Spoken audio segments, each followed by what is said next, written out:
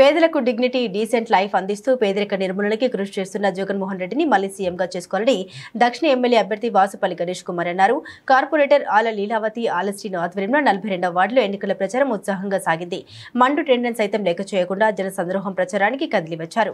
ప్రతి ఓటర్ను వాసుపల్లి అభ్యర్థిస్తూ 42వ వార్డులో railway new colony arch Vinayaka ఆలయం వద్ద పూజలు చేసి కదిలారు. ప్రత్యేకంగా ముస్లింలు వాసుపల్లి చేసిన సేవలు ప్లకార్డులతో ప్రదర్శిస్తూ ప్రచారం చేశారు. ముందుగా 42వ వార్డు ఆలస్ట్రీన్తో కలిసి వార్డు ఇన్ఛార్జ్ సకల బత్తుల ప్రసాద్, వైజాగ్ పట్టం క్లబ్ పాత్రుడు డైరెక్టర్ నాగమణి, ఇతర నాయకులు వైసీపీ రంగుల భారీ గజమాలతో వాసుపల్లికి ఘన స్వాగతం పలికారు.